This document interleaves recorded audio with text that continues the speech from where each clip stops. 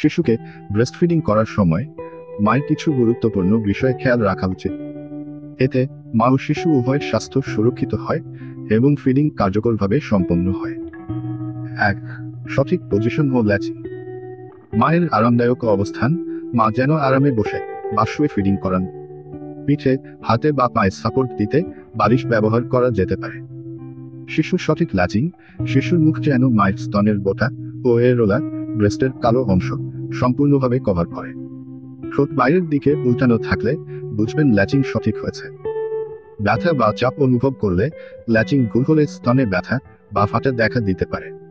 তাই শিশুকে আবার সঠিকভাবে স্তন ধরতে সাহায্য করুন। ২. পর্যাপ্ত দুধ পান ও পুষ্টিকর খাবার।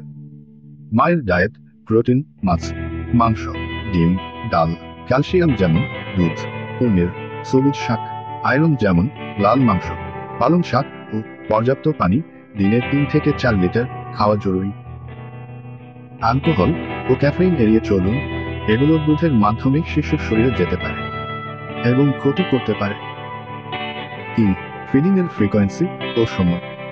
অন ডিমান্ড ফিডিং: শিশু যখনই চায় তখনই ফিডিং করান, সাধারণত ২ থেকে ৩ ঘন্টা পর পর। রাতের বেলাও ফিডিং দরকার হতে পারে।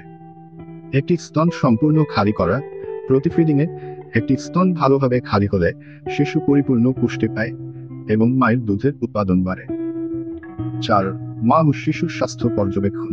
শিশুর ওজন বৃদ্ধি: নিয়মিত চেকআপে ওজন বাড়ছে কিনা দেখুন। মায়ের স্বাস্থ্য: স্তনে ইনফেকশন, ম্যাস্টাইটিস, ব্যথা বা জ্বর হলে ডাক্তারের পরামর্শ নিন। ৫. মানসিক সুস্থতা। মানসিক চাপ কম রাখুন, স্ট্রেস দুধের উৎপাদন কমিয়ে দিতে পারে। পরিবার ও সঙ্গীর সহায়তা গুরুত্বপূর্ণ। পর্যাপ্ত বিশ্রাম: শিশুর ঘুমের সময় মাও বিশ্রাম নিন। ৬. হাইজিন মেনটেন করা।